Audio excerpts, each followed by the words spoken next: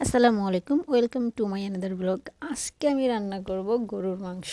আর আমরা উত্তরবঙ্গের মানুষ জানি যে আসলে মাখানো তরকারি কতটা মজা হয়। তো আজকে আমি রান্না করব গরুর মাংস। এখানে বেশি না, আমি একার জন্য আসলে ঠিক আছে, পারফেক্ট। হাফ কেজিতে আমার হয়ে যায় 2 দিন। অনেকেই আবার একটু বলতে পারে এতটুকু, হ্যাঁ এতটুকুই। আমি একা মানুষ, 2 দিন সুন্দরভাবে যাবে। তারপরে এই তো আমি মশলা টশলা সব কিছু রেডি করে নিছি। আর এই বাটিটা আসলে আমার অনেক বেশি পছন্দ, আমি সব কাজে এই বাটিটাই ইউজ করি। তো এজন্য এই বাটিতেই সবসময় আমি সব কিছু করি, মশলা টশলা যা আছে। তারপর তো নিছি, নেওয়ার পরে যে এখন আমি সব মশলা এখন দিব। তারপর আর কি করার। আর মরিচের কালারটা দেখেন কত সুন্দর দেখা যাইতেছে না? আর কষ্ট করে বাটছি, তরকারিটা যদি সুন্দর না হয় তাহলে কি হবে বলেন? দেখতেও তো সুন্দর হতে হবে, খাইতেও যেন ভালো লাগে, তাই না? কি বলেন? তারপর লবণ দিলাম, হলুদ দিচ্ছিলাম।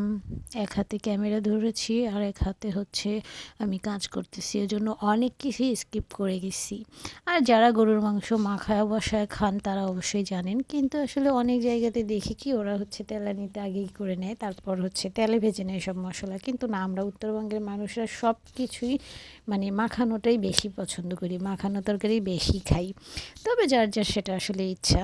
তারপর আমি ম্যারিনেট করে নিচ্ছি। আর পেঁয়াজ দেখতেছি, মরিচ দেখতেছি যে আল্লাহ, এইটা তো আজকে আমার হাত শেষ করে দেবে।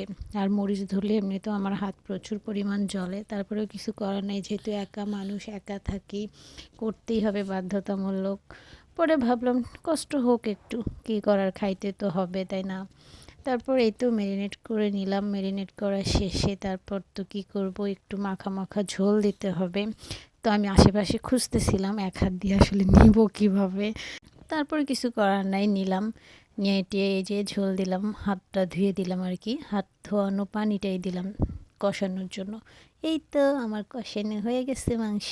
দেখছেন কত সুন্দর হয়েছে, দেখতেই তো ভালো লাগতেছে, আর খাইতে না কত মজা হবে। আর এমনিতেও আমি আসলে মাংসটা খুব ভালো রান্না করতে পারি। আর তারপর হচ্ছে আলু তো দিতেই হবে বলেন, মাংসর মধ্যে যদি একটা দুইটা আলু না দেই তাহলে কি আর হয়?